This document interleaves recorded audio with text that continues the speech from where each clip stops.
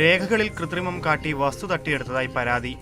ഇതേ വസ്തുവിന്മേൽ വൻ തുക ലോൺ എടുത്തതായും പരാതിക്കാരൻ പറയുന്നു. നെയ്യാറ്റിൻകര താലൂക്കിലെ പരശുവയ്ക്കൽ വില്ലേജിൽ സുരേഷ് കുമാറാണ് പരാതിയുമായി രംഗത്ത് വന്നത്. 16/8/2021 വസ്തു അളക്കുന്നതിലേക്ക് വേണ്ടി നോട്ടീസ് കൊടുത്തു.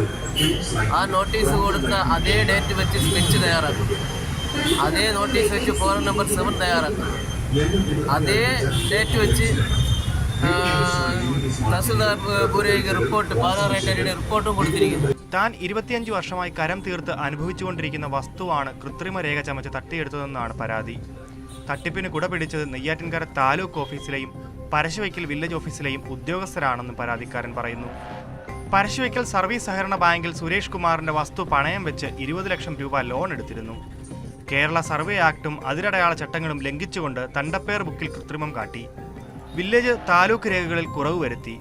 പരശുവയ്ക്കൽ സർവീസ് സഹകരണ ബാങ്ക് പ്രസിഡന്റിന്റെ പേരിൽ 2 സെന്റ് ഭൂമി പട്ടയം പതിച്ചു നൽകി. കൂടാതെ വില്ലേജ് ഓഫീസിൽ നിന്നും ഭൂമിയുമായി ബന്ധപ്പെട്ട രേഖകൾ കൈവശപ്പെടുത്തി. കേരള ബാങ്കിൽ നിന്നും 1,76 ലക്ഷം രൂപ പരശുവയ്ക്കൽ സർവീസ് സഹകരണ ബാങ്കിന്റെ പേരിൽ വായ്പയെടുത്തു. തന്റെ വസ്തുവിന്റെ ഈടിന്മേൽ ബാങ്ക് പ്രസിഡന്റ് ലോൺ എടുത്ത കാര്യമറിഞ്ഞ് മുഖ്യമന്ത്രിക്കും RDOയ്ക്കും പരാതി നൽകി. 1 വർഷത്തിലധികമായിട്ടും നടപടിയില്ല.